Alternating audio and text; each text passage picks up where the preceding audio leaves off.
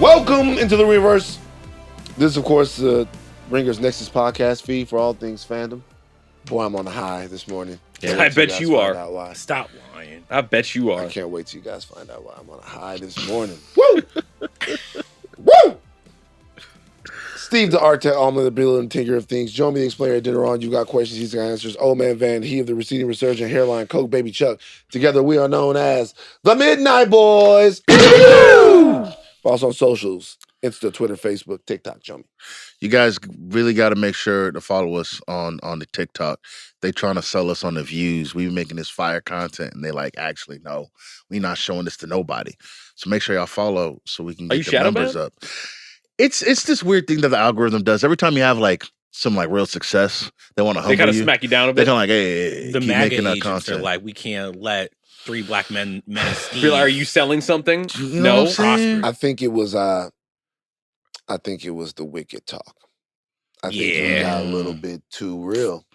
They didn't like it. I think there were a lot of people out there that saw that we were having fun, but then there were some people out there that were saying, you know what? They spitting.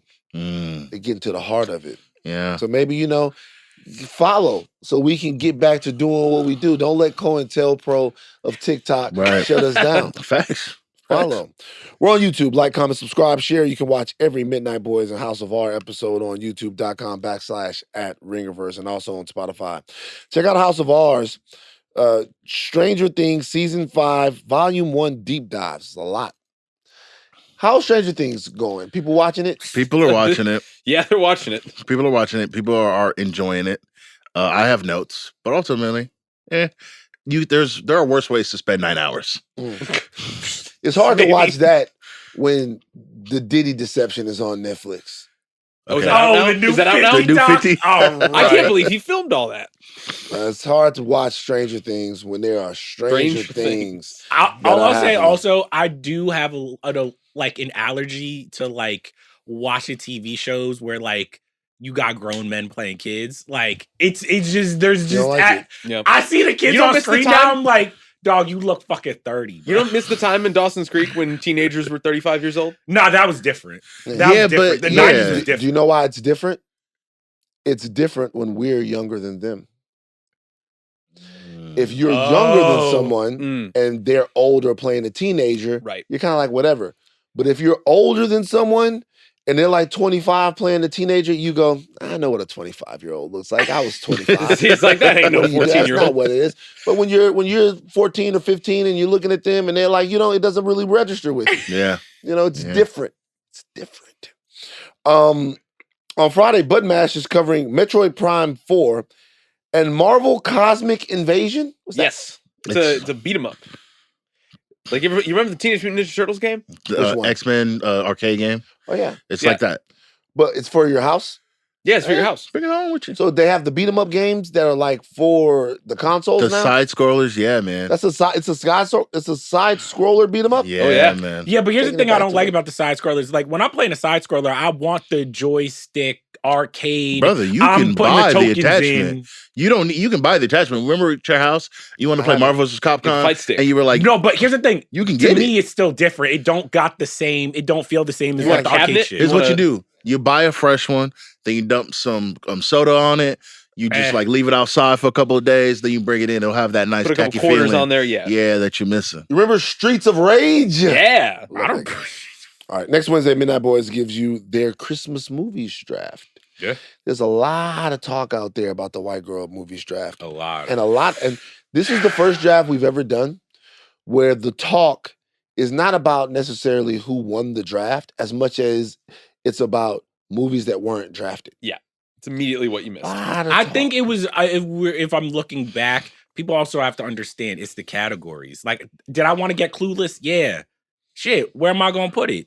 People were saying Clueless and people were saying... a lot of people were saying Titanic.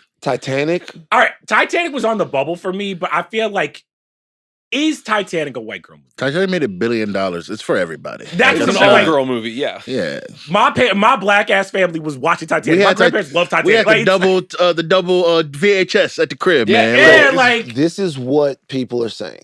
That's what they said. Because I agree with you guys. They said that everybody saw Titanic, but what made Titanic a $1 billion highest grossing movie of all time was that the white girls kept going back over and over and over. And I would over and argue over it again. was all women going back over and over and over. Black ladies too. Yeah. Black ladies love Titanic. I think the sisters love Titanic. My sisters love Titanic. I think they do.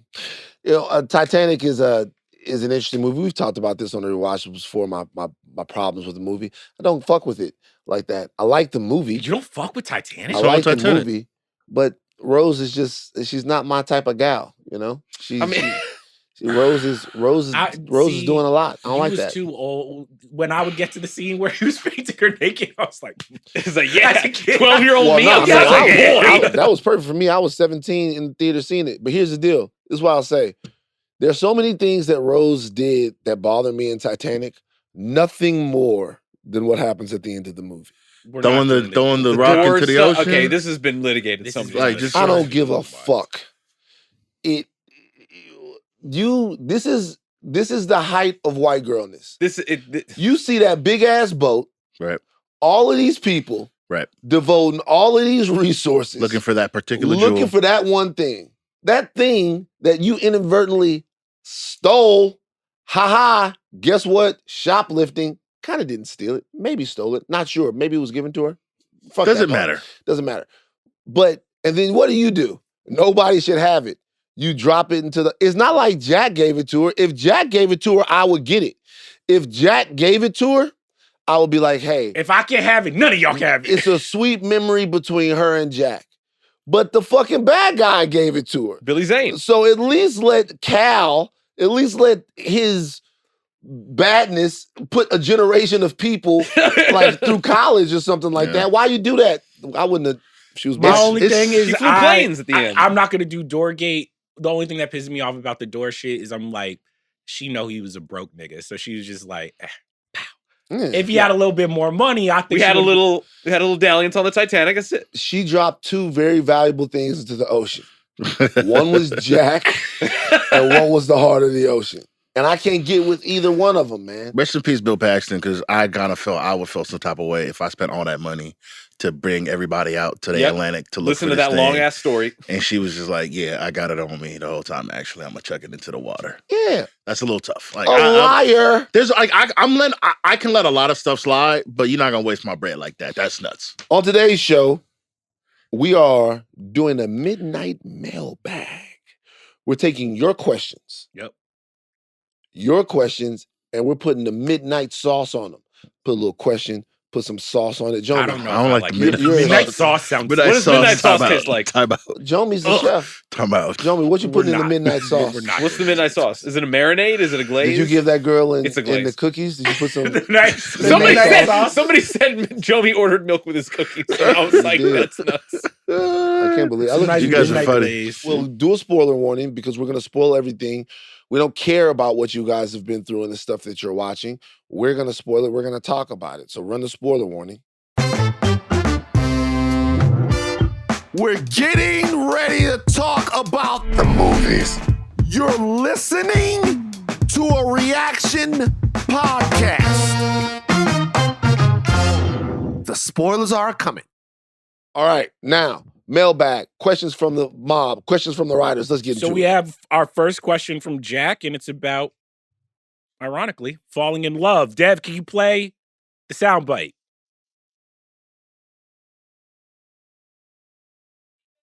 It's Jacob. It's definitely Jacob. Jacob? All right, nigga. All right. Sorry, Jacob. My bad, Jacob. You can just take that again, I feel like. All right, our first question is about falling in love from Jacob. Okay, you play the clip in the back. Hey, what's up, Midnight Boys? This is Jacob. I'm from New York. A huge fan of you guys. Been listening since 2022. Got a quick question for you guys. So, as a huge comic book nerd, I know some of the movies that have inspired me to become a comic book fan, like Tobey Maguire's original Spider-Man, Keaton's 89 Batman. What is each of your favorite Marvel, DC, or comic book-based movie that got you into the comic book genre? Thanks, guys. Love you guys. Have a good one. Okay. Who wants to go first? I'll go first. That got me into the genre is tough. I can't remember. that I know that got me into the. I don't know if there was a movie that got me into a genre, but it's a silly answer. But Superman 4, Quest for Peace. That's special place in your heart. Like special place in my heart. Like you see the movie Superman versus Nuclear Man, kill Superman now. That's one that like I would run it over and over and over again, and then I get my brain forms a little bit better, and I watch the Superman the movie, the original one, and I go, oh, this is actually a masterpiece of a film, and this one's just kind of camp. Yeah. Tough. I mean, I think I said this before, but it's definitely the first Fantastic Four movie. I ride for that movie. That's my jam. My mom took me to see that. It explains Jessica so Alba much. Locked me in since day one. It's good. Was that your birth of loving the milk, Jessica Alba? Jessica Alba's not milk. Jessica Alba's That's- definitely yeah, Hispanic. Wait, Jessica Alba's not milk? No. We talked about it before. It's a horchata. Oh, That's a little horchata. I horchata right forgot. there. Come on, man. You know what I mean? Get the little horchata. It's almost Christmas time. You know what I mean? The coquito. Jessica I Alba. love a good horchata. I like ain't gonna lie, horchata, but you. shout out to all of my people in Miami. The coquito. Yeah, It's coquito. almost it's Puerto Rican. coquito season that's coming up. Coquito. Also, shout out all my Dominicans in Koreatown. Y'all really helped me down. Yeah, shout out all our Latinos out there that didn't do that. Well, one my thing. barber, he was out of town. I had to look up some guy. He was Dominican, Koreatown. Shit, he charged me $50. Like, I don't speak much English. I was like, bro, I'm really nervous. He's like, I got you. He hooked you He up. hooked you He hooked me up. He He's hooked you like, I got you. Steve, He did a little bit too much of the black spray, though. I'm like, He was trying to get you like Jalen Brown. No. Marcus Too clean. Yeah.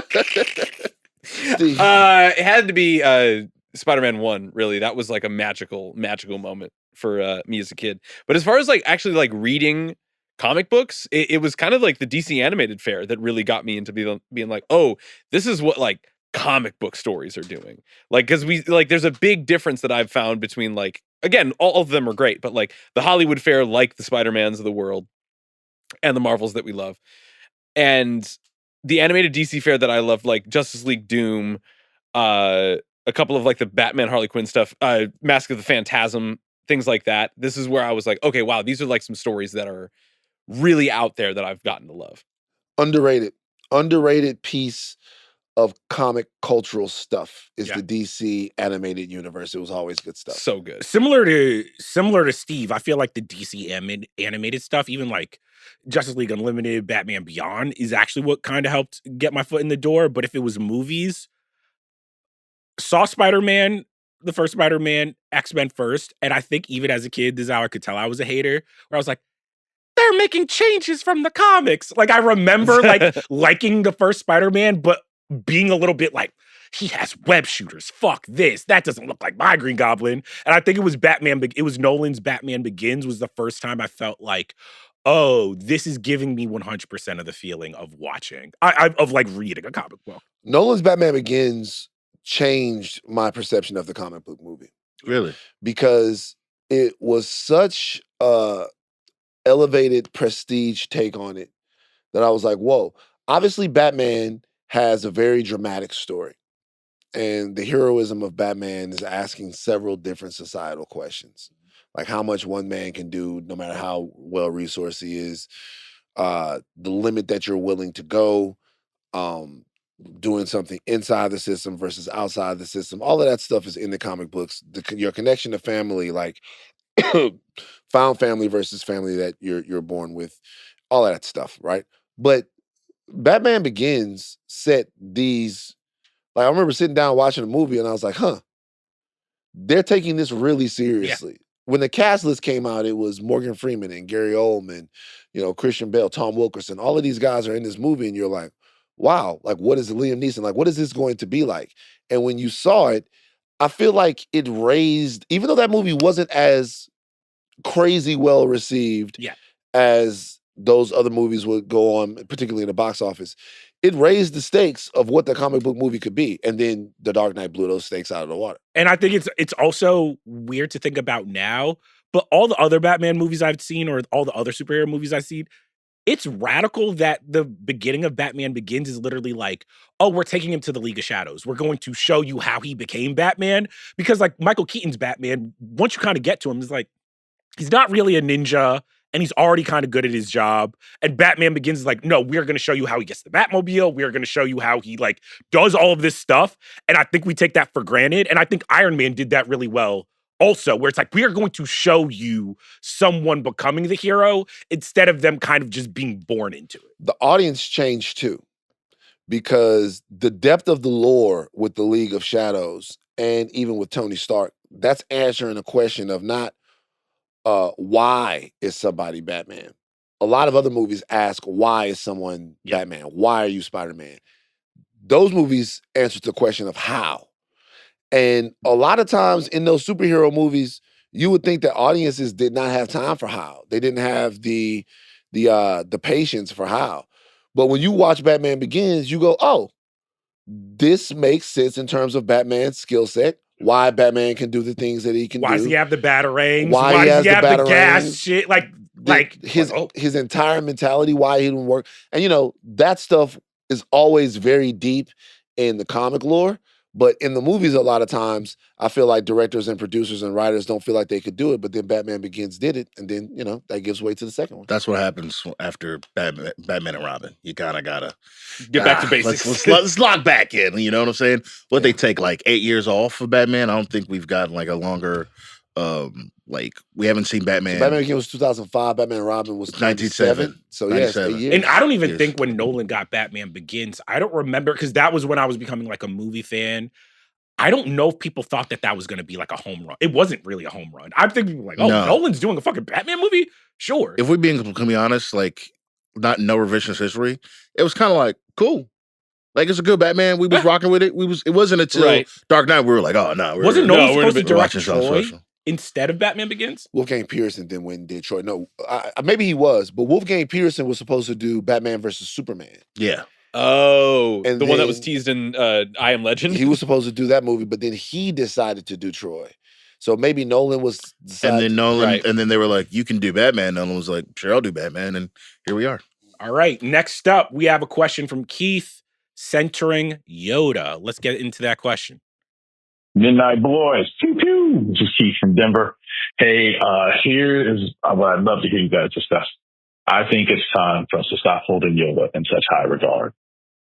He's taken some massive L's, and he led the Jedis from the Golden Age to his demise. Major L from Sheev hid out during the rebellion. Luthen Rail would never. And that's before we even get to the whole Grogu situation. Anyway, man, that's my take. Love to hear y'all thoughts. No, I like it. I mean, do we lay it all on Yoda's feet? I don't think we do, right? It's the council. Okay, let me give you where I agree and where I disagree. It always gets to me just how powerful Palpatine is, because Yoda's sitting right in front of him. Can't sense it. Yoda feel everything. Yoda sitting right in front of him, can't feel it. Just like Palpatine, like once in a generational force power. So what you could argue is this: Yoda 1,000 years old. That's facts, right? You could argue that the Jedi went to shit under his watch. You could argue that it was Yoda as the leader of the Jedi that let the whole Jedi fall apart. And it's not just with Palpatine. When Qui-Gon Jinn was criticizing the Jedi, saying that the Jedi had become too political an institution and that they weren't following the will of the living force, he was criticizing the fact that the Jedi had lost their way in a larger, grander way as far as what they're supposed to be doing. That criticism, honestly, would have to be a criticism of Yoda. They essentially became the political guards for the Senate. That would have to be like the entire Jedi Council, which Yoda was the Grand Master. That kind of would have to be a criticism of him. So would you say that even like a better leader than Yoda could have snuffed out somebody like Palpatine? Or was Palpatine destined to beat everybody anyway? I think his point is that nobody could have done it, so we can't really like blame Yoda for that, because there was a whole lot of Jedi masters there. But I kind of feel like it's kind of like maybe I'm reaching. Let me know if I'm reaching. It's kind of like Bill Belichick in the Patriots. There was a time he was the man, But then you get old, you get a little washed, man. The game's passed you by, bro. Wow. Wait, Leave who's the Yoda's football young before the shorty? football leaves you. Yeah. That's the. I mean, We're not there. We're not in North Carolina yet. we're not even. We're not even what's Yoda's North Carolina Yaddle. years? Yaddle You getting know, his the hit. real question is, who is Yoda's Tom Brady? Who is the one that was holding it down? Probably Qui-Gon. That when they It when is they got Qui-Gon. X'd out Probably the Qui-Gon. situation, it was kind of over. It could also be Count Dooku. It could be when Dooku Count was good. Count Dooku turning to the dark side is a huge deal. Mhm. Right. A huge deal. Maybe it's Dooku. Maybe it's Maybe Dooku could My- have snuffed out Palpatine. Honestly, my take, like Maybe it's besides the Qui-Gon. midichlorians, I think everything that happens with Yoda in the prequels is everything that became wrong with Star Wars. Because I think if you just watch Empire Strikes Back, I like the version of Yoda that is this like sage Merlin type that Luke is coming to and being like, how does this like little mini puppet, how is he this powerful and this wise? And I think when the prequels, you have to suspend your disbelief and be like, oh, not only is Yoda a bureaucrat now, but he's an idiot. And I'm like, that. well. I don't think that's fair, but I don't- think he can. Two things can be true at once. Like I think him being able to teach Luke in Empire Strikes Back, like it's still like when you strip it down to the bones. Again, like Bill Belichick is still like a football mind. There are other issues. Again, the stuff outside of football, maybe. But that's a guy like you could probably still tap into one-on-one if you were like, hey man, I want to be a great defensive coach. How would I do that? I'm sure Bill Belichick is one of the top 3 guys you can ask on this planet, right? Now, if you want him to go like lead your team and like build a roster, you're probably asking But a lot. I always thought, to me, the Yoda in the prequels is not wise. And I'm just like, well, hold on. Let me zag for a second. okay. Because I talked about how great Qui-Gon was and how fantastic Qui-Gon was. But remember, it was Qui-Gon's idea to train Skywalker and make Skywalker a Jedi. Then he made Obi-Wan promise that he would train Skywalker. Who was the one saying that they shouldn't do that? Yoda. Yoda was the one saying, Leave it. don't do it. And Kenobi went, listen, I'm gonna train him no matter what. I told Qui-Gon that I was gonna train him before he passed away. I'm gonna train him with y'all or without y'all. And at that point, Yoda's like, man, I'm not trying to lose my point guard, right? Yeah. I got this guy on a mid-level exception. You know what I mean? Like I'm not. He on a rookie deal, but he Who builds the culture? hooping. And all I'm saying, if you look at the prequels and we look at the culture of the Jedi, I'm like, oh shit, there's something rotten here. Like the whole galaxy hates y'all. They think you're cops. They're like, y'all are supposed to be religious samurai, protecting the weak, defending the young, and y'all out here being the fucking feds. It's just that's I put that on old man. With all of the exceptions that they made for Anakin just to train him and make him a Jedi, do you think that like the fact that they were so stringent about him not being with Padme might have been the actual thing? That like if they had just said that, well, no, you can't do that. I know, but of all of the exceptions that they made for him, they misread the prophecy. Actually, they didn't misread it at all. It actually kind of worked out. Nailed at the it. end. They did nail it. But here's the thing: Skywalker had come. When you look at Palpatine's rise, right? Palpatine and Skywalker are kind of like Palpatine feels the Force, kills his whole family. Murdered dad, killed everybody, kills his whole family. Really kills attachment so that he could be one with the dark side. Then kills Plagueis, right? Like the night that Plagueis, like they're rehearsing the speech, he kills Plagueis so he could be one with the dark side. He understands attachment. So when Skywalker comes along and is so attached, has so much trauma, he's dealing with the one guy who knows how to make use of those attachments to corrupt him. Easy bucket. It was a perfect scenario. And it wouldn't have mattered what you did with fucking Anakin. He was crazy. No. I disagree. I think if he was with Yoda Padme, could have been a progressive leader and been like, the Jedi deserve ass. Can y'all get married? Nah. But y'all could go to the strip clubs. Y'all could get y'all a little Concubines something and on the stuff. sign, concubines. But like, keep it P. Like the samurais back in the day got to have a little joint on his But leg. you know what? The only problem with what y'all saying is this. That would have been fly. Yeah. I'm not saying it wouldn't have been fly. Have a little Twi'lek on the side. Come on. However, that still wouldn't have changed the fact that he was having dreams about her dying. Yeah. So him having dreams about her dying, it wasn't really the secret marriage. It was the fact that he kept having dreams over and over and over Also, again the about secret her marriage dying. that everybody knew about, everybody Come on. was Then like, at that point, just say you're not- yes. you're not Just hiding let that it from be. But nobody. is Yoda could say, "Hey, y'all could get married." He still would have been up, sweating, shirtless at night because she died. Yeah. he like thinking about her dying and what he was. And then Palpatine's like, "I know a way you can save her." And the nigga like, "What have I got to do?" Like, we all fucked. Order 66. So it was a lot to go around. Yoda does have a checkered last 75 years. Yeah, man. Yeah, it's tough. It ruined the whole legacy, if we being real. Nah, you I can't. don't know. You can't do that. You can't. I don't do know that. that it did. Yeah, I can't say that it did.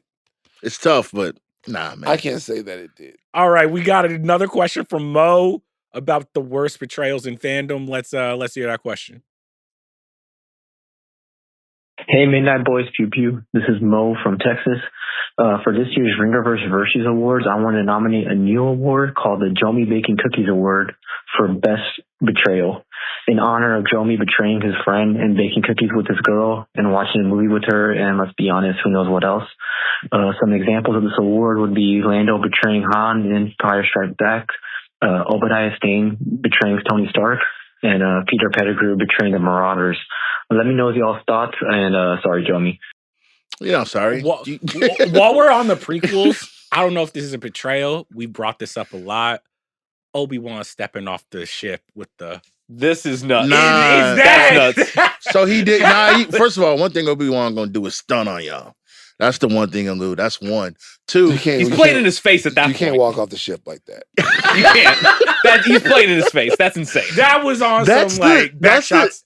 That's the stuff that like you it's not. It's kind of it's really subtext. When you watch a movie over and over again, you can kind of see like the vision of what that was, because they don't really like say it like, "Oh man, you was out there with my girl," like that. But like, Obi-Wan was spending a lot of time with Padme, going to the crib. "Hey man, how you doing? What's going on?" Like I can see why Anakin would feel that way. I've seen the Clone Wars. I've seen how Obi-Wan be moving. Yeah. Macking. Obi-Wan be tell y'all the macking. story about the nigga at the top of the stairs. I told that one, right? No. I never told you the story about the nigga standing naked at the top of the stairs. No, I would remember that story. I feel like I remember that. What is this? So I'm almost sure I told it at some point on the podcast. You guys can rerun when I told it last or whatever. So there was a girl that we knew. She was a very sweet girl. Okay. And she's our home girl. And she had dated maybe like in our extended group, just to be honest with you, in our extended group, there's the core group of our friends. And then there's the extended group of our friends, which would be like, let's say that we have our core Midnight Boys group, but then in our extended group, we got Kai. Kai, you know, Kai, and then we got Jomi's brother. We got Kern. We got Kern, and then we got we have an extended group as well. Right. So this lady, who is a nice, sweet lady, had dated a couple of different ones of us. Right. Okay? Happens. That's fine. Yeah. Sure. Happens. Yeah. It was a lot. Okay. It was. Was it more than 3? Yes. It More was, than- It was one of my homeboys, then 2 of his cousins, one of his brothers, and then another one of my homeboys. So okay, So we're like at 5? I was not judging until it was like once they're related. Yeah. Yeah, tough. related is a lot. So this is what I would Related is say. tough. Okay, so this is the group. Or is it some Louisiana shit? I can't say that it is. So this is this is what it was. So let's say it's all 4. It's 5 guys in my crew. Right. Okay. So then she dated 2 of the guys actually in the crew. Right. She dated. Then she dated that guy's, the first guy she dated his cousin. Right. Okay. Then the cousin of the guy that she dated, Mhm. she then went into a long relationship with another guy in the crew who is his cousin. Okay. Okay. And this is over the span of how long? It's a couple of years, whatever. Okay. And then another guy that's in the crew, a different guy that's in that crew, she dated his big brother. Okay. Oh boy. All right. But here's the thing now.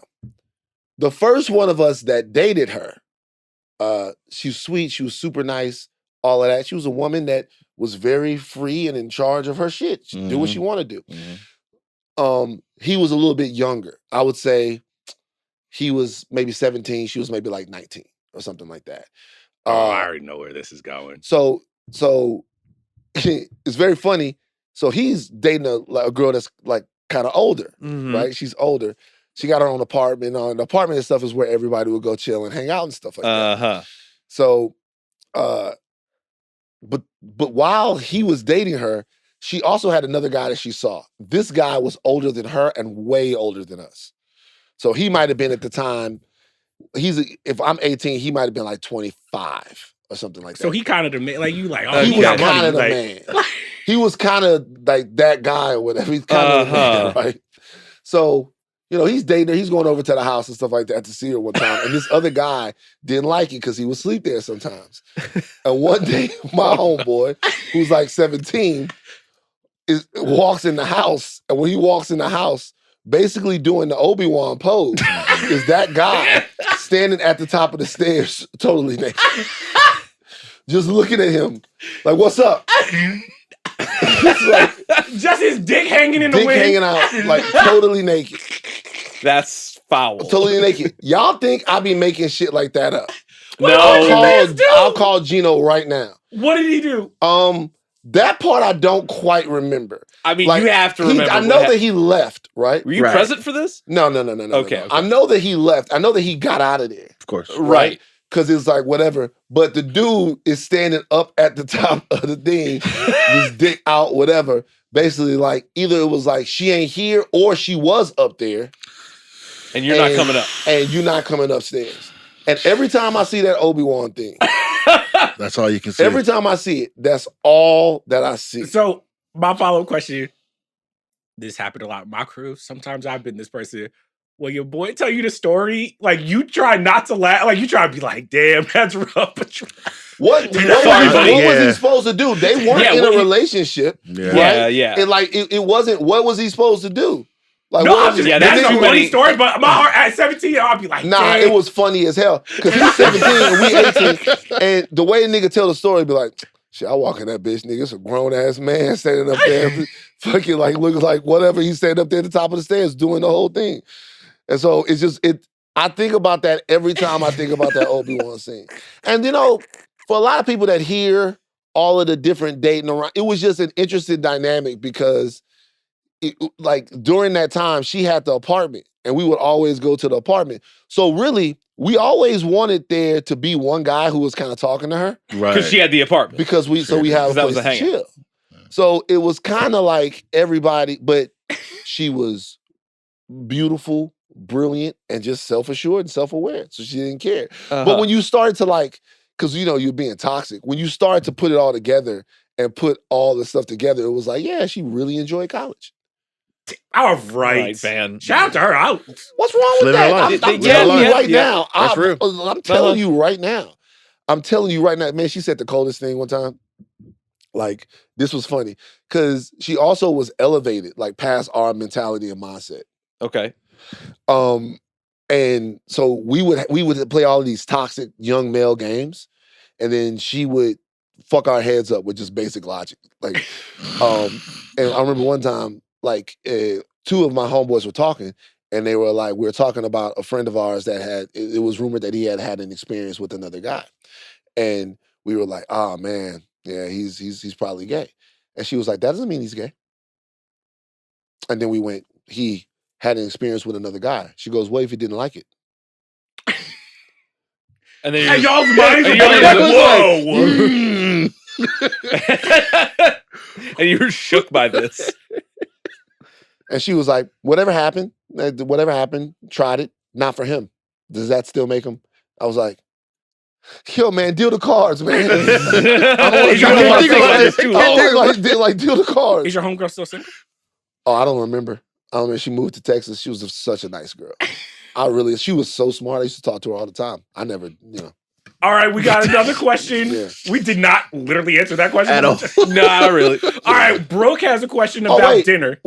Should we answer the question real quick? Best betrayals? Best betrayals? those were some betrayals in there. Some niggas, Right? Yeah. I can't believe I just went on that tangent. I didn't get enough sleep. Yeah, that was a Best whole betrayals. Okay, so Let's not do Cap and Iron Man is easy. That's easy. Cypher in the Matrix. right. Cap and Iron Man is easy. Oh. Cypher in the Matrix is really good. Cypher in the Matrix is great. Paul in Dune Part 2. I'll take your daughter's hand. Oh, that's a crazy one. I mean, it's I a remember betrayal being in though the because theater. Motherfuckers That's was a like, crazy betrayal. You it's a kidding me? betrayal though because he looked at her and said, "I'm gonna love you for." I guess he did because No, he didn't know. even brief her. No. He's like, "Hey, I'm gonna be going in here. See, that's Anything how I I say is know. politics." Yeah. That's the one. Yeah. I could not believe that when that happened. That's one of my greatest. you literally knew the story, so you knew it was gonna happen. I had forgot. I swear. It definitely didn't think it was gonna go down like that. Like I had Yeah, I didn't think it was forgotten. gonna go down I like was that, legitimately. I had forgotten. I was legitimately shocked when it happened. I can't remember. It's like dense lore. And Anyway, then go he ahead. stomps his feet. All right, Brooks, question next. Hi, Midnight Boys. My name is Brooke Fitzwater. I love you all so much. You all got me through my PhD. I hope you all are receiving lots of lovely voice memos and that people are nothing mean because you all deserve everything nice and wonderful. And also, Jomi is crushing it on the socials. Just have to shout out Jomi. So, my question is actually a prompt for you all. You are having a holiday meal, and you can invite one group from an IP, any IP that the Ringerverse would cover. They will be cooking. So you have to take that into consideration. If you don't like what they're going to cook, that's don't tough. invite them. And then also, you have to deal with whatever drama ensues. So keep that in mind because you have to fraternize with these people. So who are you picking to bring to your holiday meal? Bye. This is easy. I'm taking the Wakandans. The Wakandans. Yeah, that's easy for That's you. easy. Wakandans? That's Yeah. easy. That's easy for you. Wait, but if I'm You going to can- be real, it's open to everybody, man. They got if I'm going to Starbucks be in real, there. Jomi, you would want the Wakandans over for the holidays. I'm not sure if they would want you. that's true. You know what I'm saying? They was a little Mm. isolationist. You know what I mean? They not fucking with the Nigerians it's like cool that. now, man. We all want Africa. You know what I'm saying? We locked in. Don't. Yeah, do but that. what happens Okay. when they all stunting with they all come with the vibranium? That's You like, can I have a cool. little bit of that? And they like, that's not for you. You know what I'm That's asking not for for you, Playboy. The Wakandans let slavery happen, man. We don't talk enough about that, man. You can go to the Thanksgiving. You can be like, "Hey, Bruh. man, I love the turkey. It was delicious." Let's man. have a Let's conversation just about talk. that. Let's I start a love dialogue. the Wakandans, man. The Wakandans couldn't pick up a knife, a sword. They couldn't. Can I be like- can I be honest? It's not just that they let slavery happen. I think some of that city was built. They was just like, hey, yo, colonize. Y'all want some slaves? Go. We can't do them like that. Come on, man. Come on, man. You telling me that the Nah. Big Panther was built by slaves, bro? Think about it. Yeah, man. And this is the Killmonger problem. This is the Killmonger problem. They put Killmonger in there being mean to women, and they better be glad that they did. Because if not, I'm fully on his side. He had to choke Yeah, that he old had to woman. be- He Yeah, had evil to in choke some the respect. lady. And choke the He had lady, to yeah. do that stuff. He had to like shoot the girl. He had He was to do making all too of much that sense stuff. otherwise. If not, it's like how y'all got supersonic jets. Like how y'all In the got all 1900s. kinds of- y'all, first of all, think about forget about slavery, right? To forget about that, right? Which is something I never say. Forget about slavery. Just forget about that. The Wakandans have advanced medical tech that they have that is proprietary that nobody else has. So, man, you mean to tell me that they can't do nothing for diabetes? The Wakandans can't help cell? figure out Does sickle sickle cell? cell. Did anybody see Eyes of Wakanda? I was about to say. They had cell phones in the time of ancient Rome. Not only cell phones, they had like manned jets Yes. in like ancient China, bro. So, Like, come on, man. I'm telling saying- you that Wakanda was built on the blood of your ancestors, our ancestors. They wasn't fucking with us. They were Not- selling us into slavery. Calm. See, I don't think but it's like even if that. the Wakandas wanted to do something just as like a show of good faith, like fix Sean Livingston's knee. Like, like you know what I'm saying? Even if Yeah. they wanted to do something that's oddly- like, think Yeah. about the people that have really got hurt that Yeah. that were never the same. Just even that, but they didn't even do that. They did nothing. They did nothing. So- We catching hell. The Wakandans did nothing. Now, My follow-up, really quick though. Now that they opened up the nation, do you ever think like, T'Challa might be at a Lakers game now. Like, he might be like, oh, Wemby, you could come back to Wakanda. We could do the whole, like, thing. Or no, they're still a little bit like, we're better than you. I'm not sure. I don't know how the relationship would go. Like, they're not honestly. going to show up in a rap video, be like, oh, well, we popping now. I'm Like, pretty sure there's a comic run where Black Panther like fought the KKK. I'm pretty sure that happened, right? I'm sure. I guess that is all good, but they gotta start. because we didn't know about the Wakandans before Civil War. Right. So think about it. Well, they knew about the Wakandas, but I thought they were like a sheep herding nation. Like, Yeah, they didn't realize like they was.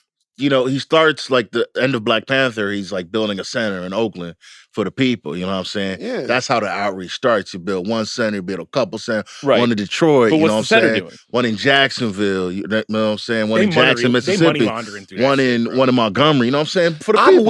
I'm with it. But what I really want is I'm with it. Build the STEM Academy, right? Shuri out there teaching everybody and stuff like that. Right. I get it. I love it. But I also want to see real work being done by the richest nation in the entire world, man. You want reparations from Wakanda to the I people. want reparations from Wakanda. Okay. Wakanda owes. Wakanda didn't do nothing. Where was Wakanda forever Can they pay our start with bills. a Thanksgiving dinner though? Yeah, that's interesting. I mean, I guess it would be the Thanksgiving dinner, but like then, that's not. Are you going to bring up old shit at the Thanksgiving dinner? Is that good? I'm bringing it up. I'm gonna bring it up at the same time. What they gonna make?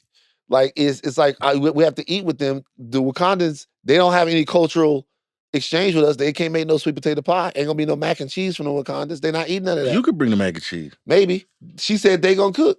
That's right. I'm surprised y'all didn't go with my first pick. I'm going with the X-Men. We having an international. You know, you got Sure, Gambit brother. throwing down, making Making some the nice beignets. gumbo. You got Storm up in there. Is but Magneto not invited? Because Magneto show up as Oh no, Magneto. He's a crazy uncle. He It's comes. the crazy uncle. You gotta have. him. You gotta have him. because they're gonna have a couple drinks and then him and Professor X gonna start arguing. Now everybody getting hands. Magneto get drunk, be like, you know what?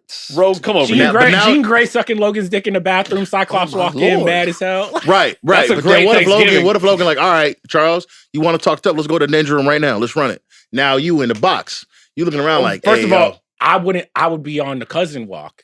You know, Right, like, right, you know, right. Iceman, Pyro, we smoking a little weed. Oh, you out there? doing Rogue cousin is out walk. there. We like, we You know getting the what I'm munchies. You know, whole night. X-Men would be a good holiday. That's It would something- be a great, because here's the thing too, like, they're not all black, but they're culturally black. Right. So I feel like we could have a nice time. You know what would be the worst one? Spider-Man. That meal from the first. That meal from the first Spider-Man. Goblin. But that's Put the- your whole that's finger one, in the that's sweet one of the potatoes. nastiest Oh my scenes God, in bro. comic book movie history. That nigga took his That's a whole real. finger. That's a real finger. villain. and then looked at it and then licked it at fucking Aunt May. And Aunt May That's was when he looking at him decided to blow up crazy. her house right there. Man, That's nasty work. My pick would have been, before I knew that they were going to cook, would have been the turtles.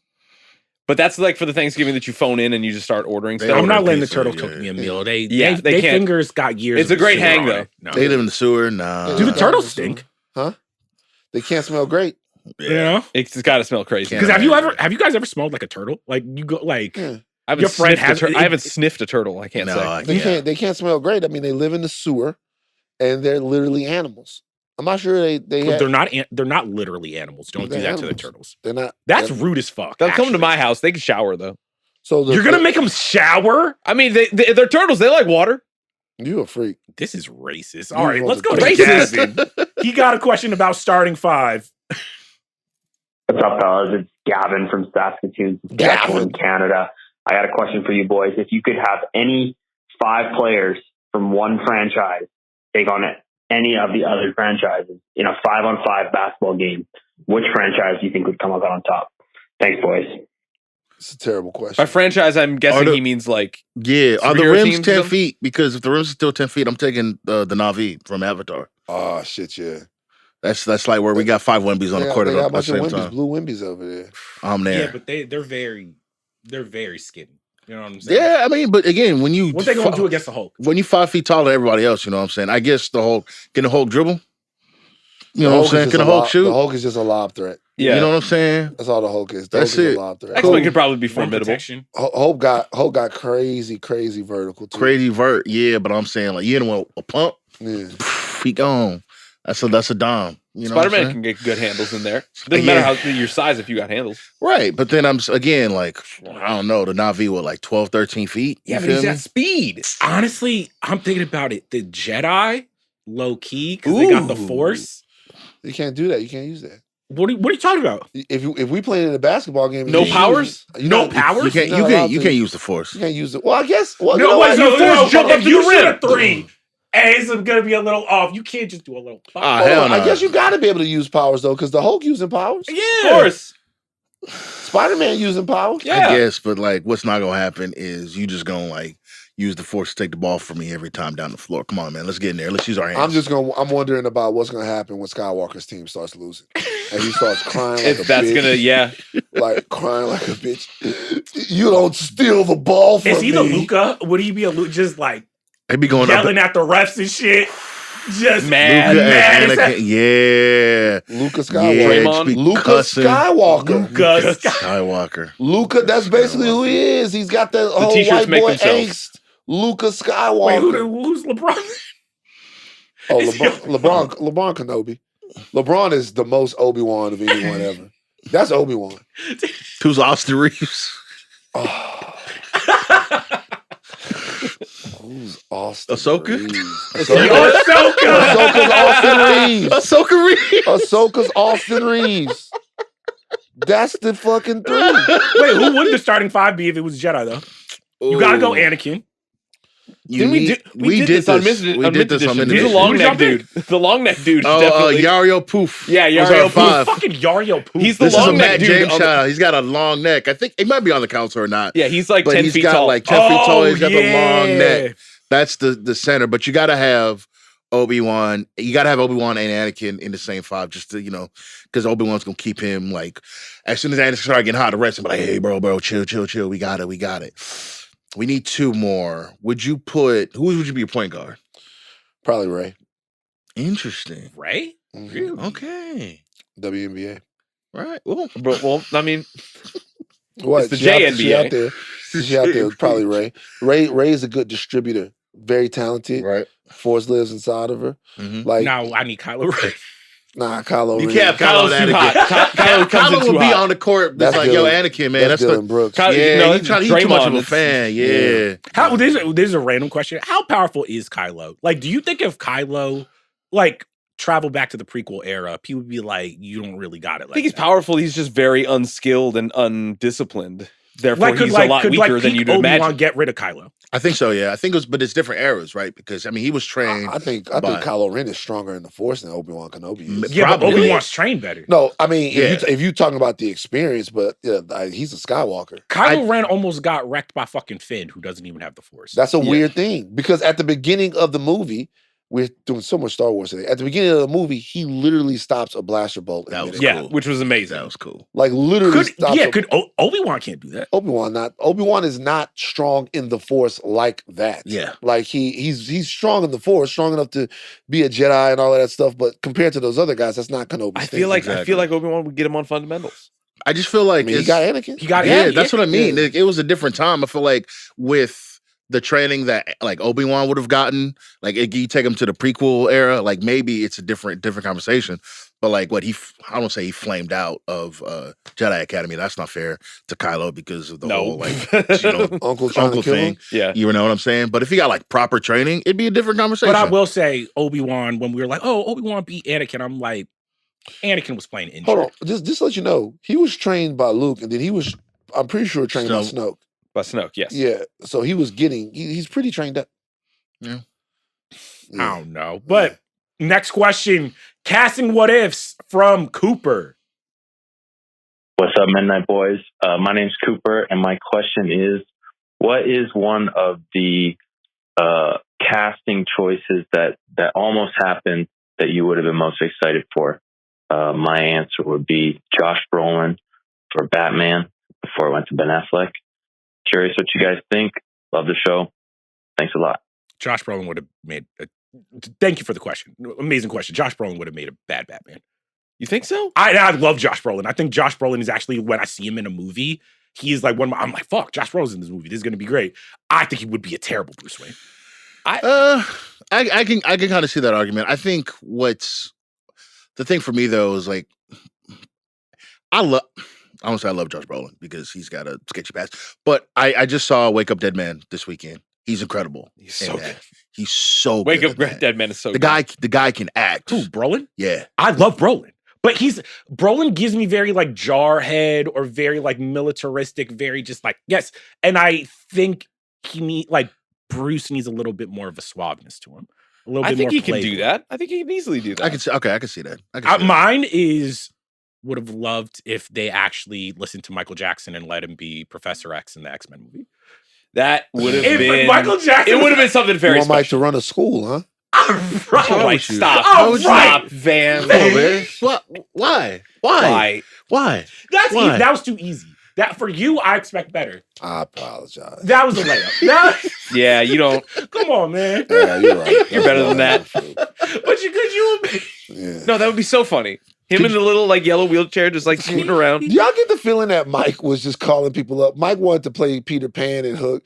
Do you get the feeling that Mike is there a point of this from Michael Jackson to where he was just getting on the phone to Spielberg, just calling people, just calling people, being like, "Hey, I think I should be Indiana Jones."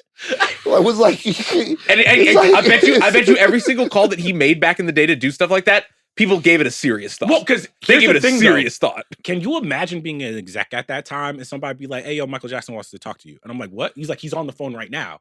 I'd be like, "They're like, for what?" He's like, "He wants to be Professor X." I would pick up the phone and be like, "Hear him out." I want to talk to Mike. Yeah, what's your take? What's your take on you being Professor X? That would be interesting. Like, can you imagine if Michael Jackson was just like, "Yeah, I really love the Marauders, and I really love Generation X. I'm a really big fan of that." He's like, "I'm ready to go bald right now." Yeah. Bald Michael Jackson actually. I'd be like, "Well, we got to think about it. Have him a screen test or something." Yeah. The one that I always think about, and people have talked about it. The one that I always think about is Tom Cruise as Iron Man. That was my answer. I think if Tom Cruise was Iron Man, the MCU never would have gotten off the ground. 100%. There's a chance. Because I think what Robert Downey Jr. actually provided, besides like he was Iron Man in the character, is that because he was so dinged, I think it as just his place in Hollywood, it allowed the MCU to be bigger than the actors. I'm not saying that was good for Hollywood long term, but to build a cinematic universe, I think like Robert Downey Jr. and Iron Man rising together was a better gamble than if Tom Cruise was Iron Man, we would always be like, Tom Cruise is bigger than Iron Man. Yeah. If that makes sense. And Tom Cruise just did Iron Man. Yeah, it would be Tom Cruise doing Iron Man. We would have the Iron Man universe a la Mission Impossible, maybe. And then there's the thing of when they were filming the first Iron Man, it was kind of like they describe it as like a student film. Like they were like writing lines on the day and shooting that stuff like in the moment. Like it's very, and we know how Tom Cruise get down. Tom Cruise not really one for the frilly on the set, man. You got to be locked in. You got to like have that thing. There's a magic to the first Iron Man. And is he good at ad-libbing? Like Downey to me is like good at being comedic at ad-libbing. That's literally, they wrote the MCU, like they made the MCU the Downey style after Iron Man. It's just like, but that's the thing. Do I think Tom Cruise could be a good Iron Man? Yes. Of course. I do think he would. It's a completely different movie and a completely different trajectory. I don't think the MCU would have worked as well, but I've been interested to see the movie. Yes. My biggest pitch for like, if all this IP shit is dying or whatever, I think they should start doing shit like this. I think they should be like, honestly, we remaking Iron Man and we doing it with Tom Cruise. Yeah, is he 70? Fuck it. Luke Skywalker, we doing the same exact Star Wars, but we just giving you Who's to say that a Dr. Doom played by Robert Downey Jr. in Doomsday doesn't kill an Iron Man played by Tom Cruise in 30 seconds? Either do it or don't. They do it though. We'll see. I'm all for. If it was me, I'd have been casting another Luke Skywalker, and all y'all motherfuckers would have had to deal with. Dude, that guy that was the body double for Mark Hamill in that episode of The Mandalorian when he was training Grogu looks just like Mark Hamill. Wait, actually, my question is, why couldn't Luke Skywalker just be like the James Bond of Star Wars, where we're just like, we're going to show you all the shit that he got up to, and it's like, it's a different actor, blah, blah, blah. It's a great idea. It's the it's a great idea. Because people are too emotional. That's why. Like the same reason why I'm not gonna go back into the whole thing. That's Jedi thing. But the same, just recast. We're forcing story down people's throats that people don't want. But you know what they do want? They want Luke Skywalker right after Jedi. They want that. Give it to him. To me, I also think if they recasted Luke, I don't think he has to act. The actor has to look like Mark Hamill. I think it's okay to do like a Daniel Craig thing, where it's just like. Well, we don't know this version of Skywalker. But they've never learned the lesson from Solo, where it's like it's not the fact that you didn't have Harrison Ford play Solo that movie didn't work. I think there's a difference between the two characters, and I want to let you guys think. So we got 3 movies of Solo as Solo. Luke has an arc. So the Luke that we get in New Hope and then to Empire and then we don't get as much we get different versions of Luke Skywalker. Then by the time you get Luke Skywalker in Jedi, you have a Luke that's contending with his power, that's got a little darkness in him. You could actually, with that version of Luke Skywalker, bring another actor in who can embody that. It's harder to do with Han Solo because we had so much tape on Solo being Solo that we're looking at the way he smiles. We're looking at the way he talks. We're looking at facial expressions. We're looking at Han wouldn't have said that. We have a lot of Han as Han, and we don't have as much of Skywalker as the Skywalker that we will be seeing after Jedi. You're trying to have him with Mara Jade. Yeah. All of that, like that version of Skywalker, we have way less with that character. My question is, why does everything need to be canon? Why couldn't they just say, hey, we're introducing Mara Jade. We're doing our own version of like a Legends version of the movies of it. You can make a Legends version, but it's confusing to people. Like when these Star Wars things come out, they're already making the Legends version. So much of this shit that's in the original, yeah, may as well be from Legends. Yeah, it's true. Thrawn's from Legends, right? But I'm saying, it's canon to the story, though. I know it is now. That's what I'm saying. But if I say I'm making a Star Wars movie, you assume canon. You don't assume it's not canon. But so much of Star Wars, so I'm saying you can make it canon, though, wasn't built on canon. If we're being like, it was just like there's these books over here and there's these comics over here, and I'm just like, it's okay for you guys to make a movie where you're just like, don't worry about the canon. We're making a good Luke or Darth. But that's never been the ethos of Star Wars ever. Like there have been keepers of tomes of things that you can and cannot use, and they fucking times, and that's the problem. I don't disagree, but like when Disney bought it, they took all the bucks and said, "Thank you, all your work, Timothy Zahn. Appreciate you. Get the hell out of here." Ultimately, he came back and wrote some new shit though. He did, right? But I'm just saying, like in terms of like how the books are canon to the universe. But it's difficult. It's the same. It's kind of the same conversation we have with like the 2 Batmans. You could do it, but you would just like expect a lot. You would have to tell people like, "Hey, man, these 2 different things." That's a lot of work. Nobody's trying to do all that. Ultimately, that's what it looks like. This is why we can't have nice things. All right, Dick Writing Hall of Fame, Jaden, go. That's a great question.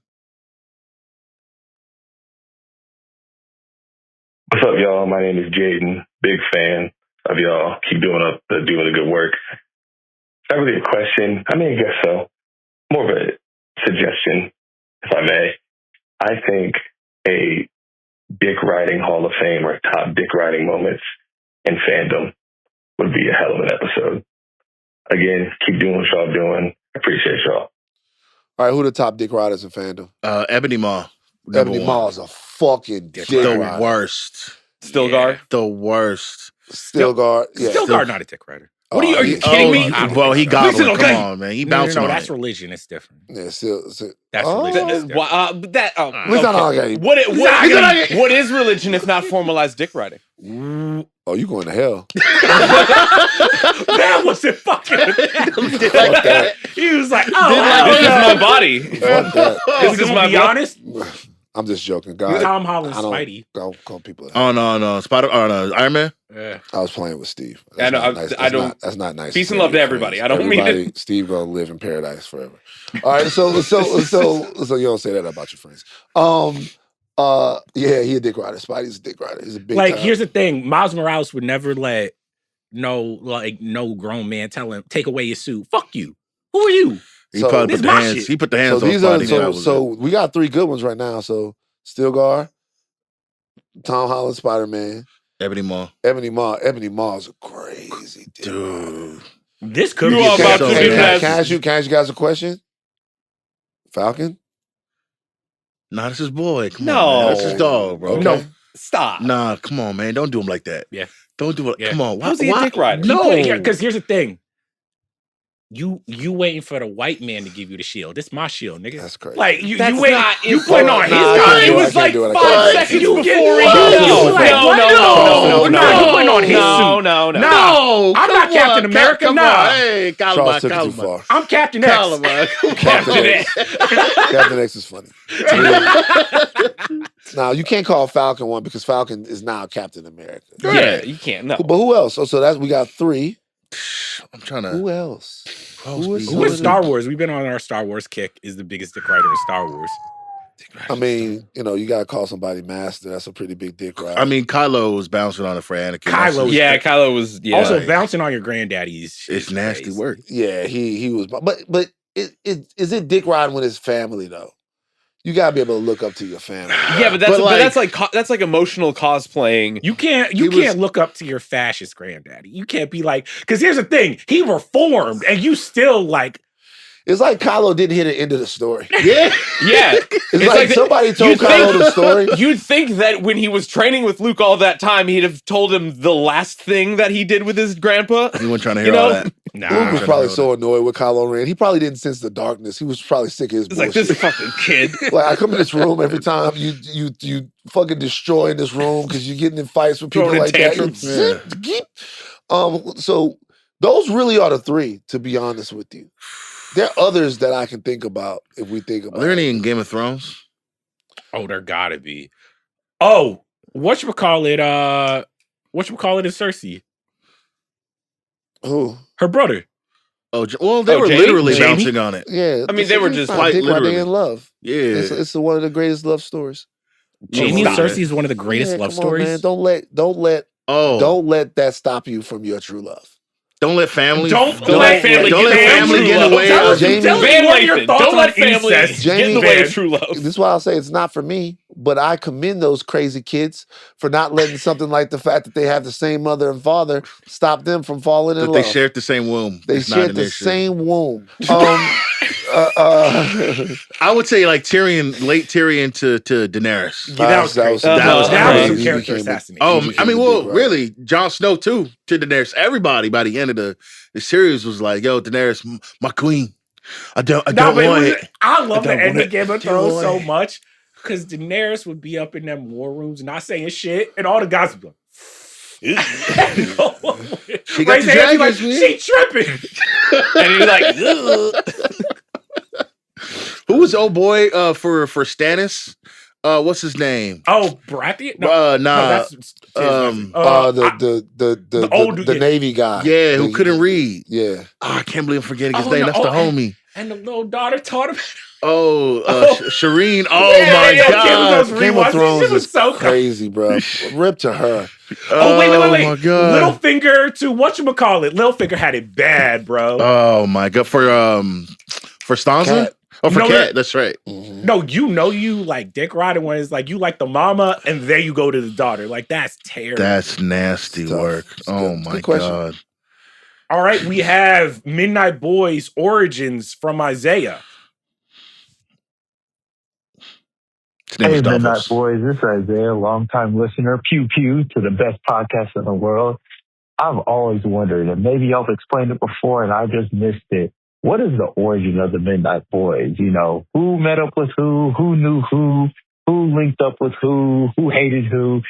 Well, how did y'all first get together, and what was y'all's first impressions of each other? I love y'all's content. Y'all are always the highlight of my day. Keep doing what y'all doing, and I'll see y'all soon.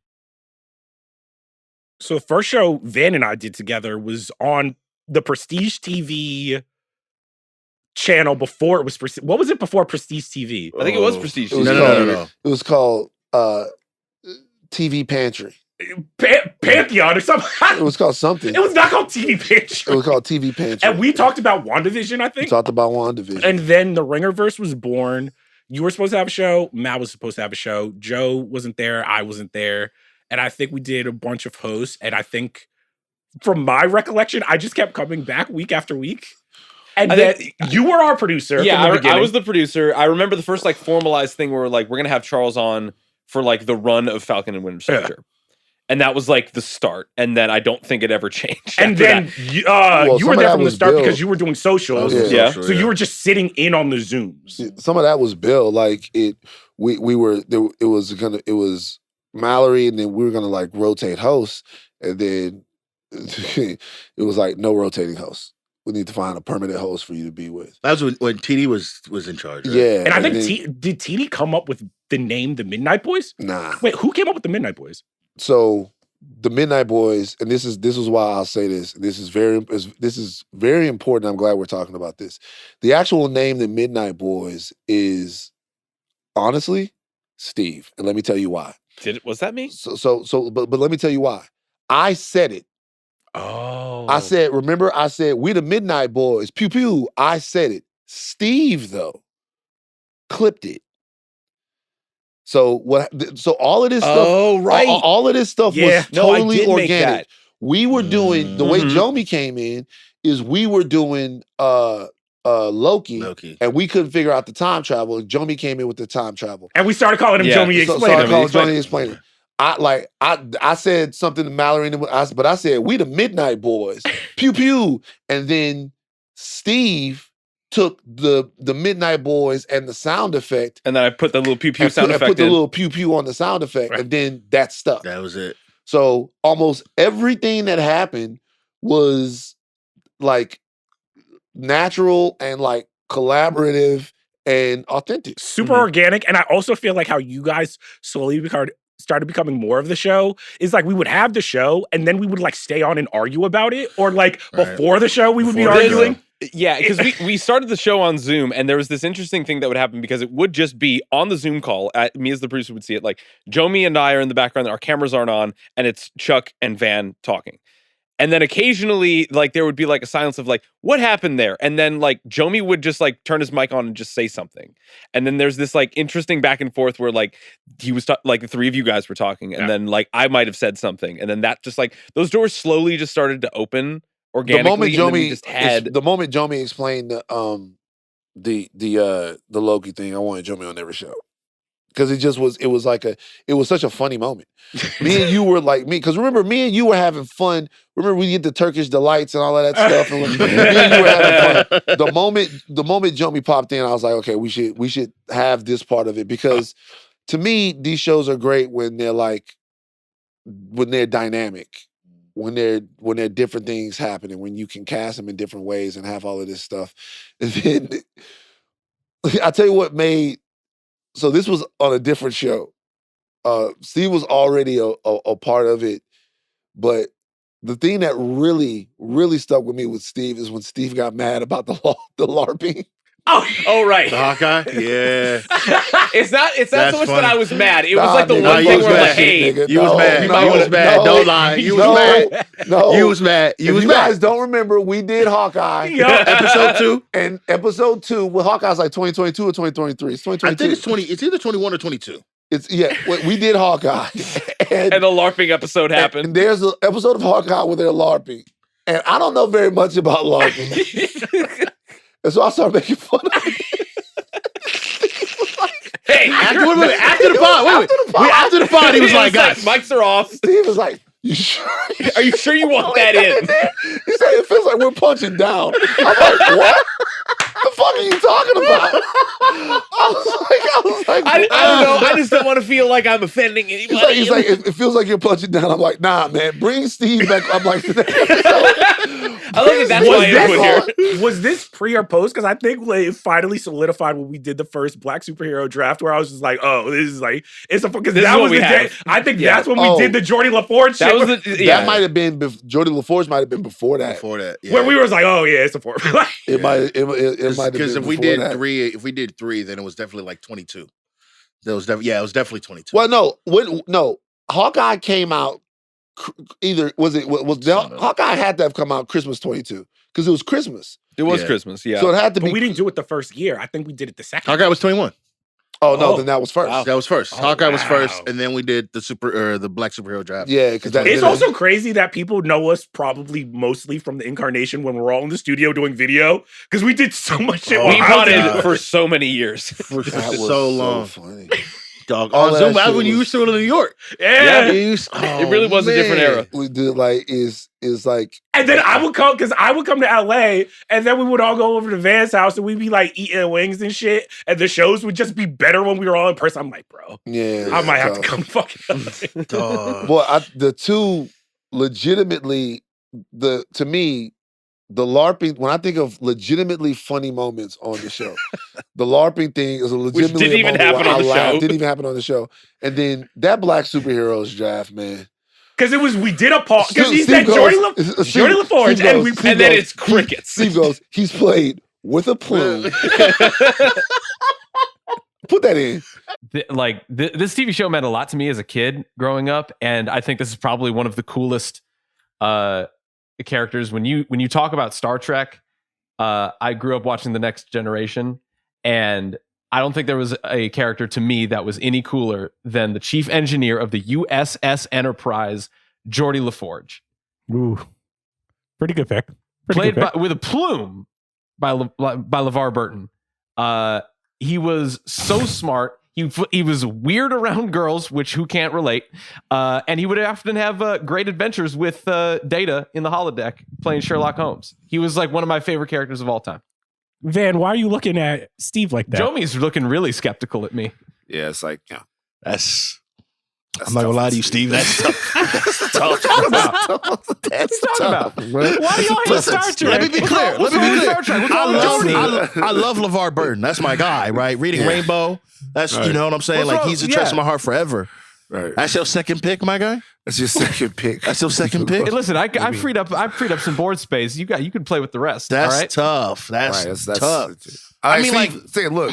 Hey, he meant a lot to me. No, all right? and I understand. He meant like, a lot to me. My thing is, if anybody votes for Steve during this part, portion of the podcast, and like that is kind of racist. I'm not gonna lie. Like I'm not gonna hold you. Yeah. Like Steve should have 0 on the board. Steve, that's nuts, Steve. I'm not gonna lie. I love shout out to Jordy. That's a reach.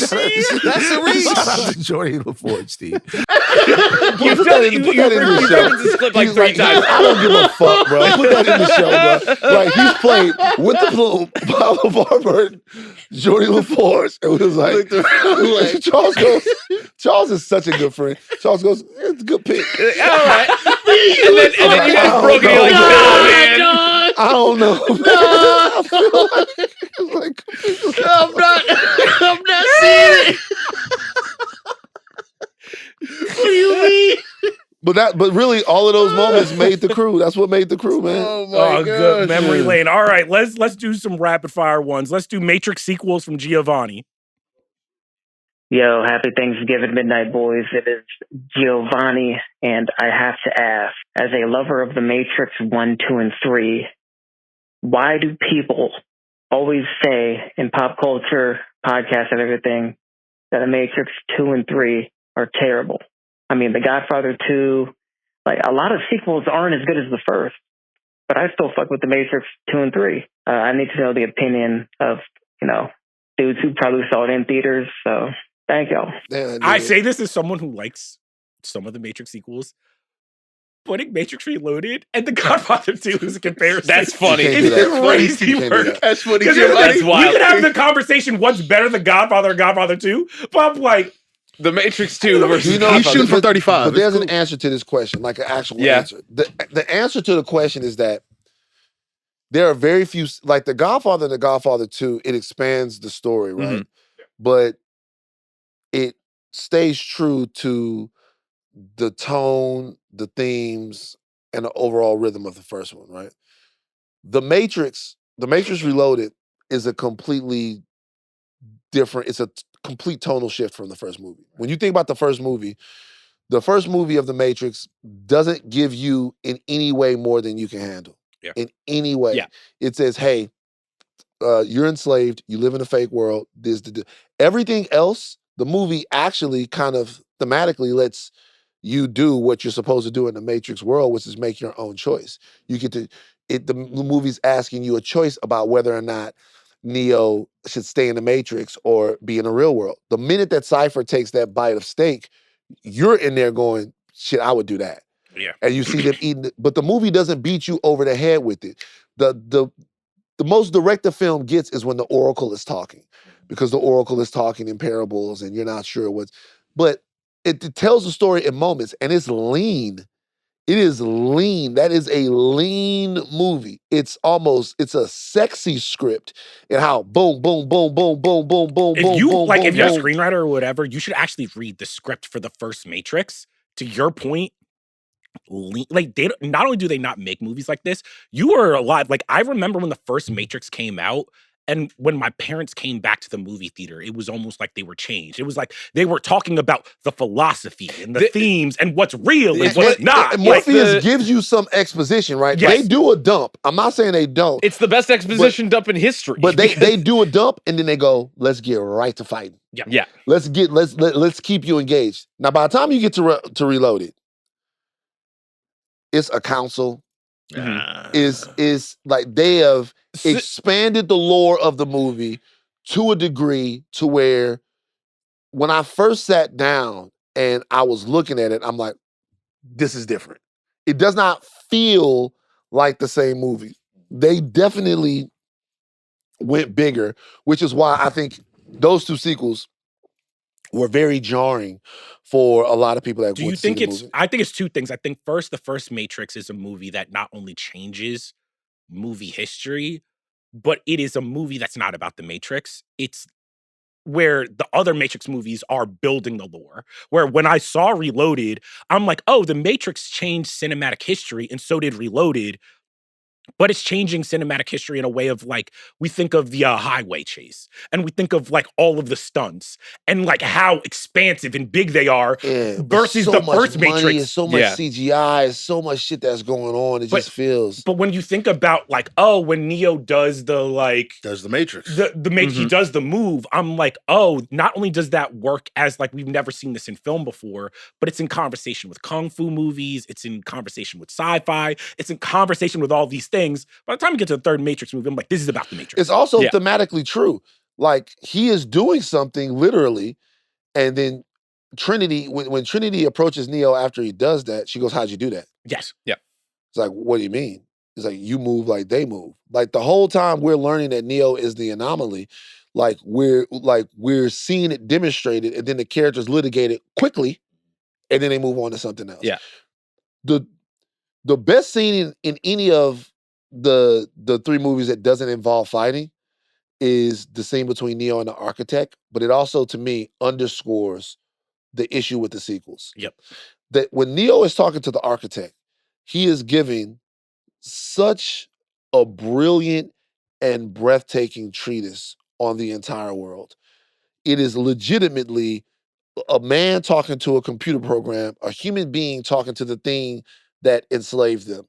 And it's a butting of heads between like them for existence. It's they're juxtapositioning existence right there. Human being, feeling, thinking, computer, logic, numbers, and they are having that conversation and they are in traction because of their nature, but you can't understand it. Yeah. Like you can't. He's talking so, and it makes sense for the character. He's nobody. I love this scene, it's though. babble. I love the like, scene, but you can't understand it. It's so amazing to me because like I'm deeply in the bag for the Wachowskis, even for their bad movies, because there isn't a single movie that they do that does not have a massive idea behind it. And those Matrix sequels, for all of the things that Warner Brothers wanted to give them for an infinite amount of money and for an infinite amount of sequels that they wanted to do, they got carte blanche to do what they wanted. And as much of a failure of like a storytelling, like it's clunky and it's like off, all of those ideas still ring true. When we like pick that movie apart and really like examine what that movie's trying to do, it's one of my, like going down memory lane, when you watched Revelations for the first time, you hated it. And you were like, you were talking about it, and you're like, "This is a little down on it." No, Yeah, you gave it a 2 out of 10. You were like insanely down on it, and this was still early in my like career of like getting to know you and work with you. And the first time that you called me out of the blue was like maybe like 2 or 3 weeks after that pod happened, and you're like, "So talk to me about like what revelations happened. I don't think I got it. Because he's like, but you didn't get it, and then you wanted to dive in more to want to understand it. Yeah. And by the time that you came out of it, it's the running joke of like, his score keeps going up and up because all of these ideas that the Wachowskis are nailing make sense. Well, can I ask this? Does Matrix Reloaded almost break, and I put Phantom Menace in this, break fandom a little bit? Because I think before that, for Star Wars, the way the Force becomes a religion to us is because so much of it is not explained. It's a feeling. It could be whatever you want. Same thing with the first Matrix. There's so much that's left up to interpretation. Whatever we're thinking up is going to be way cooler than whatever the Wachowskis can put on screen. And now with IP, we want to, what we were saying about Batman Begins, we want to know not just why they became the heroes, we want to know how does the Matrix work? How does the Force work? How do these things work? So I'll say this. In Revolutions, when Neo is fighting Smith, grab somebody that's seen the movie and ask why Neo is fighting Smith. Just ask them if they know why the fight's happening. Like, ask them if they know what, like, after all of that stuff, like, Smith is like, ask them if they know what that fight means. Like, why the machines need Neo to fight Smith. Like, why, like, it is like, ask somebody if they get it. They don't really get it. And it's not their fault. Like, I fucking put research into it. Yeah. Like, but the movie itself kind of got in its own head a little bit. But if you go with it, and I think, and it's where I slightly push back about it, about like the Matrix breaking fandom as a series, because I actually think it's probably the better thing for fandom, because these are what these movies hold on. These are what these movies actually I'm not were. taking this from you. Hell These no. are what these Y'all movies gonna hear the Avatar actually podcast. Don't let him lie to you. Oh, don't worry. I've got it. Disgusting. What I'm hearing. No, don't worry. Nah. I'm never going to stop you from liking Avatar.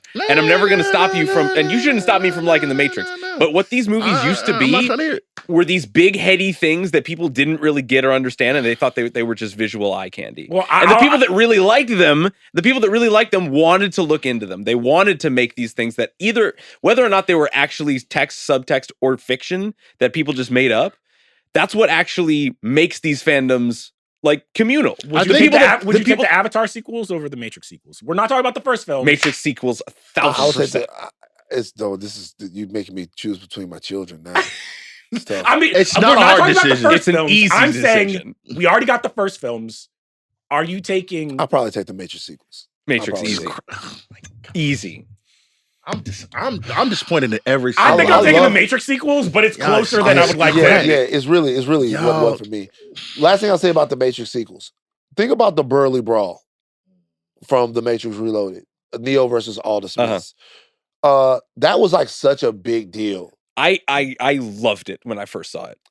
Even when I first saw it, I'm like, every time Neo and Smith faced off before that, it was so monumental. Not just Neo and Smith. Whenever you saw Smith get busy, you're like, oh, fuck. Like, you knew somebody was in fucking trouble. Right. Like, think about the first time Morpheus is fighting Smith and they're in the bathroom. Oh, and he's beating the shit out of him. And he's beating the shit out of him. You feel so bad for Morpheus. And now that whole Burly Brawl, it was to show how Smith had become a virus and was infected, but it was kind of just a stunt. Mm-hmm. Yeah. All right. We have one more question. I think this is going to be a good one to end on. Noah, what is fandom anymore? Let's roll that. What's up, guys? Big fan. My name is Noah. I'm up in Chicago. And, all right, so the idea of what falls under fandom has been very intriguing to me over the years.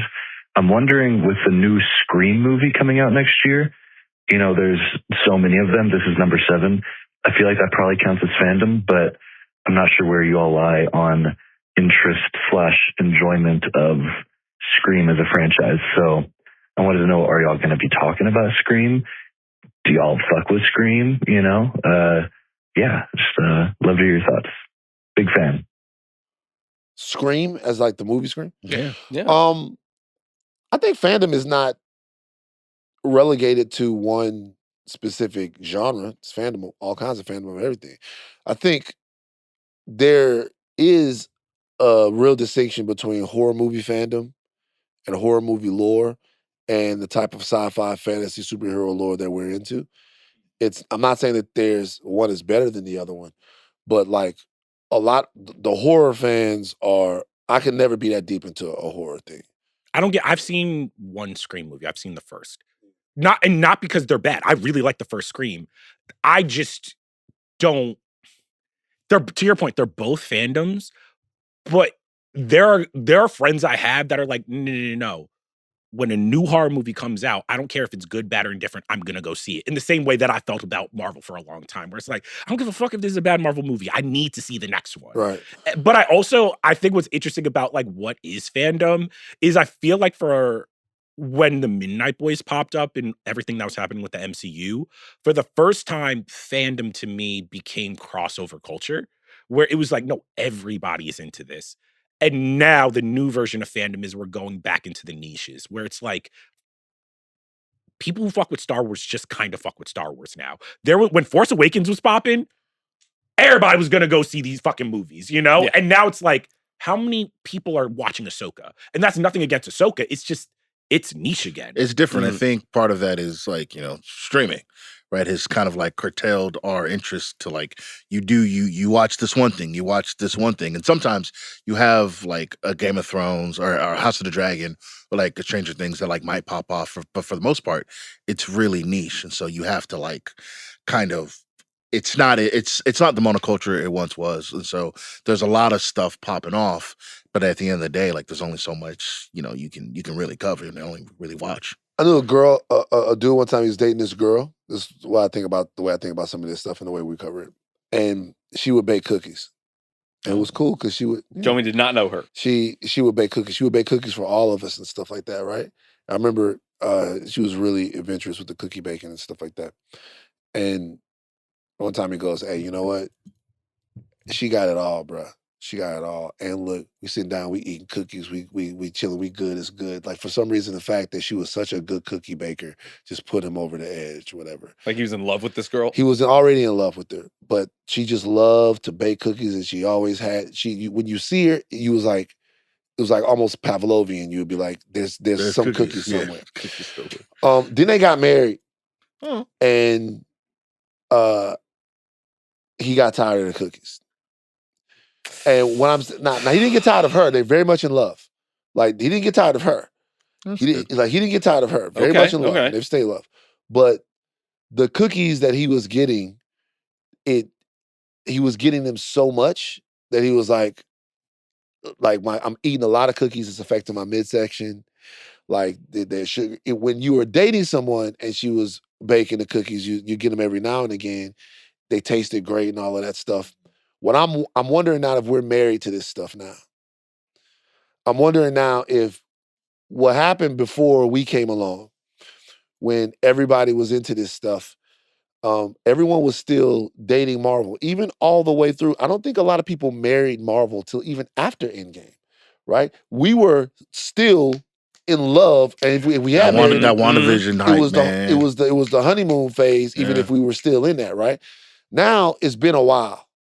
It's been a while, and fandom is durable, and it's going strong, and it's existing. But I think it's existing in a different space. I think we don't want the cookies anymore. We want nice meals that we can all enjoy together. And when we first started this podcast, we thought that we would stay in that honeymoon phase, in that phase of eating the sweets from our partner, indefinitely and in perpetuity. And no one saw that it was too much sugar. And it has been. And the cookies kind of been bland. But so like but no one. But it's not just an MCU thing. I think it's an MCU thing. It's a Star Wars thing. Absolutely. It's been a Disney thing. It's been across the. I could make an argument right now that Taylor Sheridan's overexposed. Look, these shows are, you like his style, so you like Landman, so you like Lioness, so you like all the other stuff that you like, Tulsa King. I can make an argument that all of this stuff that undergirds these streamers so you can put stuff out there. I say this all the time. but they were literally going to make a Sopranos extended universe. They were going to start Tony Soprano over. I don't even think it's just IP. I think people are starting to feel this way about like Oscar movies. And obviously, like a lot of these Oscar movies aren't IP, but I think like when I start going during like, you know, seeing like sentimental value or whatever, I'm like, oh, these are good movies. But there is a level of like we've gotten almost too good at the Oscar movie. The Oscar, like of just like, this is important. And like when somebody goes to a festival, they're just like, this is gonna change your life. And you go to the movie, you're just like, oh no, that was good. Yeah, but is that also like a bit of a like a cultural like talking point that we just prop up? We're like, this is the movie that is important now. We will where it's all like even like art now, even A24 movies. A24 movies is a distributor. People make it. It's but like when people you go be rocking merch, you're like, oh. I kind of know there's almost too much now. And it's like everything, because it's become so niche and it's become like rabid, there is a point now where I was like, oh, originality is hard. That's why I think when something like Sinners comes out, it gives you that feeling of like, oh, this doesn't feel like the same cookies we're getting. I think there's an answer there that also has to do with our brains. So we've always going to see the Spielberg movie, going to see the Scorsese movie, going to see all of that stuff.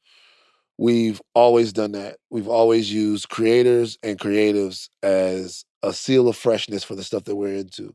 You're not buying the next rap album. Me and Vince Staples was talking about that. Shout out Vince Staples, shout out Corey. Like, but if you watch that, you're not going to buy the next rap album that comes out. You're going to buy the next Vince Staples that comes out, the next Tupac that comes out. You're buying a Hove record. You're buying into the Hove world. You're buying into that. That's what you're doing. Yeah. But our brains have also changed insofar as where we take less chances than we do on stuff. We take less chances now because our algorithm feeds us what we want to see. So our algorithm feeds us what we want to see. So we're used to seeing things that right away get us excited about it, or things that we like and enjoy. Your algorithm feeds you what you want to see. So when you step out of your algorithm and you see A24, I'm supposed to like this movie. Like, I'm supposed to like it because it's A24. I'm supposed to like the movie because it's Marvel. I'm supposed to like this stuff. That is what all of these different people are banking on. It's not about the creative as much as it's about the branding. And what people are actually trying to do is get enough movies in, whether it's Neon or some of these other shops that are out there trying to compete with A24, get enough movies in to where their logo will make you feel like the A24 logo feels. We went to see Avatar. We were on the Disney lot. I was walking up there talking to Voss, and I'm like, every time I'm on the Disney lot and I see the fucking water tower, I get a little fucked up. It's Disney. Yeah. When because I went to the wrong entrance. When I went to the Pixar entrance and I saw Pixar, I was like, oh, you're like, wow, this is where something. You're like, this is where they make all that stuff. You see the Mickey hat and you see the everything, and you're like, oh, there still is that lizard brain part of me where it's like so much of myself is wrapped up in Disney that I give them that chance. But I think to your point, when someone like Disney owns Marvel and Star Wars and this and that, you're like, I don't know if I want all my Star Wars to feel like Disney. I don't know if I want all my Marvel characters to feel like Disney. It used to be like, oh, my Marvel shit felt like Marvel shit. And now it's all, and that's consolidations, that's capitalism. I get it. We're getting down the rabbit hole. But I do think that's what we're also responding to, where it's like, people forget the beginning of the MCU was different. It was not owned by, I remember when Star Wars and Marvel were not DC properties. Yeah. I mean, Disney properties. Yeah. And it felt different. Yeah.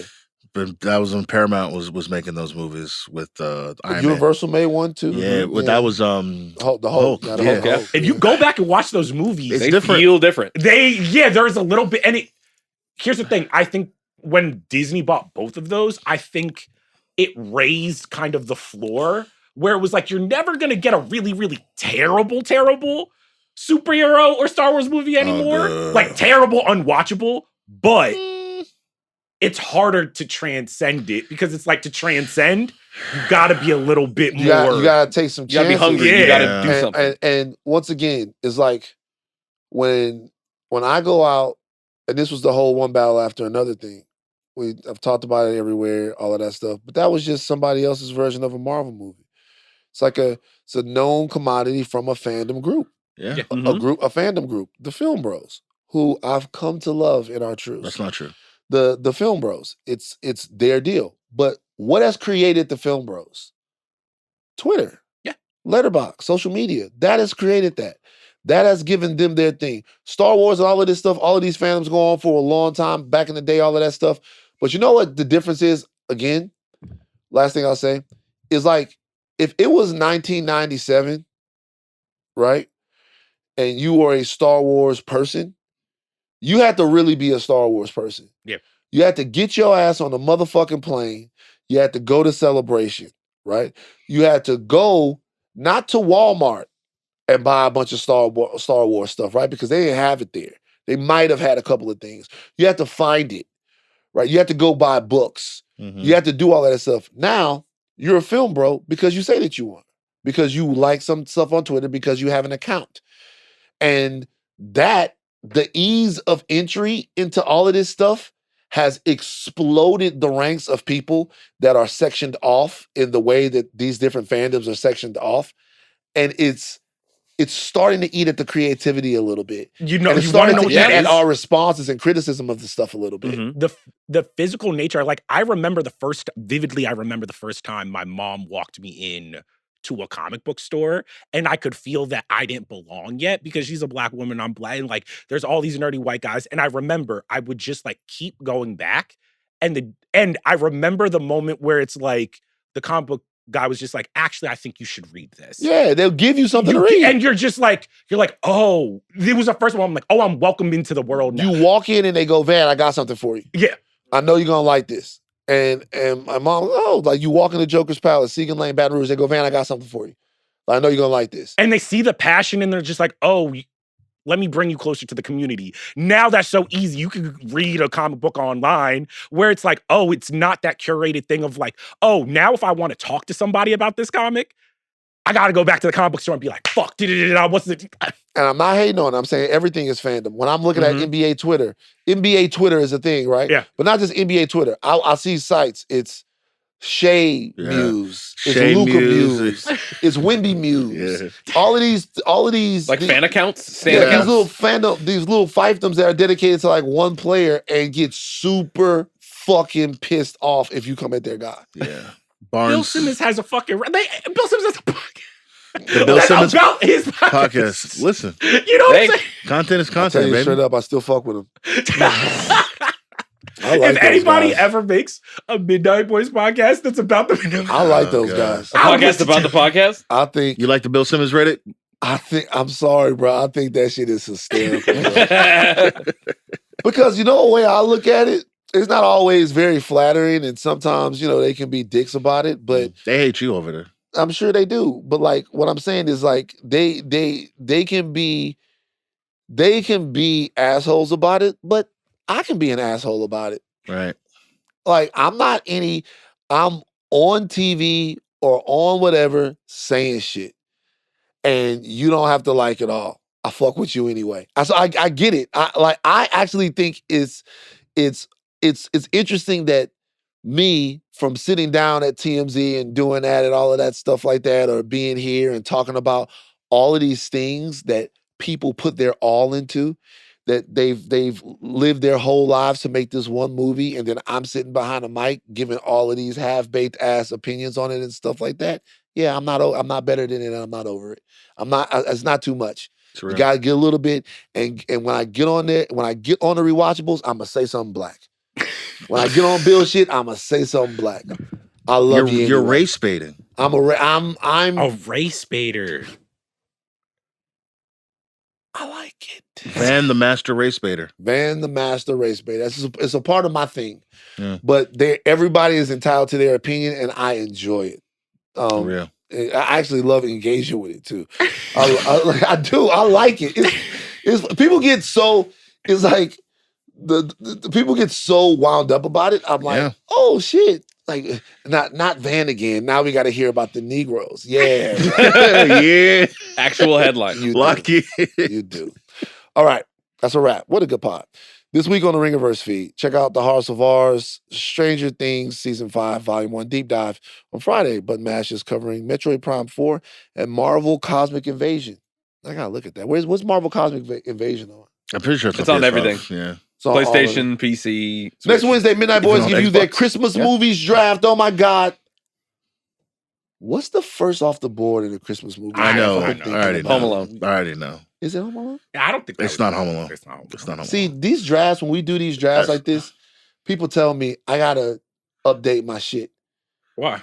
because You're gonna pick it's 5 the black and Vegas white old movies. draft. No. Actually, It's this is what I Christmas like because movies, you get like- the classics. You're like you get us like past really the 90s. Like Yeah. you picking shit from the 80s, the 70s. You know, you picking Disney Channel original movies. Yeah. Steve, Whatever, Steve. Yeah. Yeah.